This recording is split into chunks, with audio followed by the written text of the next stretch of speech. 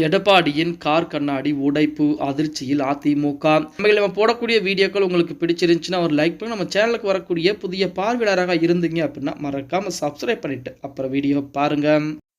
அனைத்திந்திய அண்ணா திராவிட முன்னேற்ற கழகத்தை பொறுத்த வரைக்கும் ஓபிஎஸ் ஒரு காலத்திலே மிகப்பெரிய ஒரு தலைவராக இருந்தார். தற்போதுமே மிகப்பெரிய ஒரு தலைவராகத்தான் இருக்கிறார். ஆனால் எடப்பாடி பழனிசாமியின் மூலமாக ஓபிஎஸ் உடைய செல்வாக்குகள் புறம் குறைந்து விட்டது அப்படின்னு சொல்லி இப்போ ஓபிஎஸ் அவர்களை பொறுத்த வரைக்கும் தனிமரமாக இருந்தாலுமே அவருக்குரிய வேலைப்பாடுகள் என்ன, அதிமுகவை ஒன்றிணைக்க வேண்டும் அப்படின்னு சொல்லி அதுக்குரிய வேலைப்பாடுகள் இறங்கி செய்து கொண்டுதான் இருக்கிறார். புலி பதுங்குவது பாய்வதற்குத்தான் அப்படிங்கிறது நம்ம அனைவருக்குமே தெரியும். அதே போலத்தான் ஓபிஎஸ் தற்போது பதுங்கிக் கொண்டே இருக்கிறார். அவர் பதுங்கி இருந்தாலும் ஏதாவது ஒரு நேரத்தில் பாய ஆரம்பிப்பார். அதை எப்படி எடப்பாடி பழனிசாமி சமாளிக்க போகிறார் அப்படிங்கிறத நம்ம பொறுத்து தான் பார்க்க வேண்டும். இப்படிப்பட்ட சூழலில் எடப்பாடி பழனிசாமியுடைய கார் கண்ணாடிகள் உடைக்கப்பட்டிருப்பதாக தகவலும் வெளியாகி இருக்கிறது. ஆனால் அந்த காரிலே எடப்பாடி பழனிசாமி அவர்கள் பயணம் செய்யவில்லை. அதாவது சேலம் மாவட்டத்தில் நேற்று தினம் அதிமுகவை சேர்ந்த ஒரு முக்கியமான ஒரு நபர் மர்மமான முறையிலே உயிரிழந்திருந்தார் அப்படிங்கிற தகவல் நம்ம அனைவருக்கும் தெரியும். அதுவும் மாலை வேளையிலே நடைபயிற்சிக்கான சென்றவர் வீடு திரும்பவில்லை அப்படின்னு சொல்லி காவல் நிலையத்தில் புகார் அளித்துவிட்டு அனைத்து இடங்களும் தேடப்படக்கூடிய அந்த சூழ்நிலையிலே பாத்தீங்க அப்படின்னா அதிகாலையிலே அவர் உடலானது கண்டெடுக்கப்படுகிறது. அவர் மற்றவர்களால் அடித்து கொலை செய்யப்பட்டாரா அல்லது கத்தியால் குத்தி கொலை செய்யப்பட்டாரா அப்படிங்கிற தகவல் இதுவரைக்கும் தெரியும். இப்படி இருக்கக்கூடிய சூழலில் அதிமுக பொதுச் செயலாளர் எடப்பாடி பழனிசாமியுடைய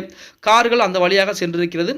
அதை பார்த்த ஓபிஎஸ் தரப்பும் சரி, அதே போல பார்த்தீங்கன்னா அந்த இறந்து போன குடும்பத்தாரும் சரி மிகுந்த ஒரு கோபம் அடைந்து, அதாவது சேலம் மாவட்டம் அப்படிங்கிறது எடப்பாடி பழனிசாமி ஒரு கோட்டையாக கருதப்படுகிறது. அந்த கோட்டையிலே இந்த மாதிரி நிகழ்வுகள் இது ஒன்றல்ல இரண்டல்ல அதற்கு மேலும் நடந்திருக்கிறது. இந்த மாதிரி அடுத்தடுத்து அதிமுகவுடன் சேர்ந்த முக்கியமானவர்கள் புறம் கொலை செய்யப்படுறாங்களே, இதற்கு எடப்பாடி பழனிசாமி என்ன நடவடிக்கை எடுக்க போகிறார், என்ன நடவடிக்கை எடுத்துக்கொண்டிருக்கிறார் அப்படின்னு சொல்லி மிகப்பெரிய ஒரு வருத்தத்தில் தான் இருக்கிறார்கள் அப்படின்னு கூட.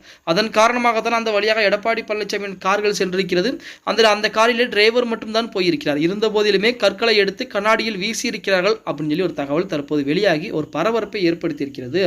இதிலும் கூடுதலாக ஓபிஎஸ் தரப்பினர் பார்த்தீங்க அப்படின்னா சேலம் மாவட்டத்திற்குள்ளேயும் ஓபிஎஸ்க்கு ஆதரவுகள் நிறையவே இருக்கிறது அப்படின்னு அந்த ஆதரவுகள் பூராமே தற்போது எடப்பாடி பழனிசாமி பதவி விலக வேண்டும் அப்படின்னு சொல்லி அடுத்தடுத்த வேலைப்பாடுகளையும் சொல்லிட்டு இப்படிப்பட்ட சூழலில் பொறுத்திருந்து பார்க்கலாம். ஓபிஎஸ் ஆகட்டும் அதே போல எடப்பாடி பழனிசாமி ஆகட்டும் இருவரும் ஒன்றிணைந்தால் மட்டும்தான் அதிமுக 2026 சட்டமன்ற தேர்தலிலே ஜெயிக்கும் அப்படிங்கிற தகவல் நம்ம அனைவருக்கும் தெரியும். இப்போ ஒரு புறத்திலே ஓபிஎஸ், சசிகலா, டிடிவி தினகரன், இன்னொரு புறத்திலே எடப்பாடி பழனிசாமி, இந்த 4 நபர்களுமே தனித்தனியாக இருக்கக்கூடிய இந்த வேளையில் தான் திமுகவிற்கு அதிகப்படியான வாக்குகள் விழுந்து கொண்டிருக்கு. இந்த 4 நபர்களுமே ஒன்று சேர ஆரம்பித்து விட்டால் கண்டிப்பாக அது பூரம் அதிமுகவிற்கு மிகப்பெரிய பலமாக மாறிவிடும். ஆனால் எடப்பாடி பழனிசாமி இருக்கும் வரை அதிமுக ஒன்றிணையாது அப்படிங்கிற தகவலுமே ஒரு புறத்திலிருந்து சொல்லிக்கிட்டு இருக்காங்க. ஓகே गाइस, வீடியோ பிடிச்சிருந்தா மறக்காம ஒரு லைக் பண்ணி விட்டுருங்க. அப்படி இந்த வீடியோ ஃப்ரெண்ட்ஸ் அண்ட் ஃபேமிலிக்கும் ஒரு ஷேர் பண்ண மறந்துடாதீங்க.